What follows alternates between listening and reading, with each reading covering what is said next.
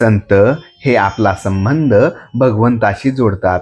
आपले हृदय विषयाने इतके भरले आहे की तिथे भगवंताच्या प्रेमाला जागाच राहिली नाही.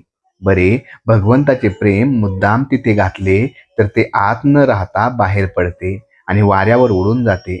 सामानांची गच्च भरलेली जशी एखादी खोली असते, तसे आपले हृदय आहे. या हृदयाचा संबंध भगवंताशी जोडण्यासाठी आपल्या हृदयातले सामान म्हणजे विषय खाली करून त्यांच्या जागी भगवंताचे प्रेम भरणे जरूर आहे. साधारणपणे आपला अनुभव असा आहे की एखादी वस्तू आपल्याला पुष्कळ आणि पुन्हा पुन्हा मिळाली तरी तिचा वीट येतो. म्हणून जी वस्तू आपल्याला कितीही मिळाली तरी तिचा वीट येणार नाही अशी वस्तू आपण मिळवावी. अशी अवीट असणारी वस्तू एकच आहे, ती म्हणजे भगवंत होय. राजाने आपला नावाचा शिक्का केला आणि तो अतिप्रामाणिक होता त्याच्या जवळ दिला. त्याप्रमाणे भगवंताने आपले नाम संतांना दिले.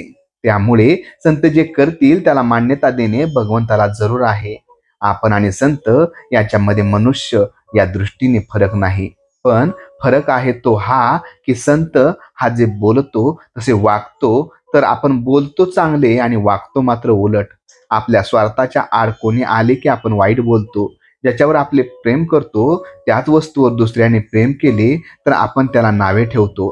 आपण नुसती नीतीची तत्वे सांगतो आणि जेव्हा अगदी चांगले बोलतो पण वागताना मात्र उलट वागतो. त्यासाठी आपण अशी कृती करूया की आपल्याला नंतर तसे बोलता येईल.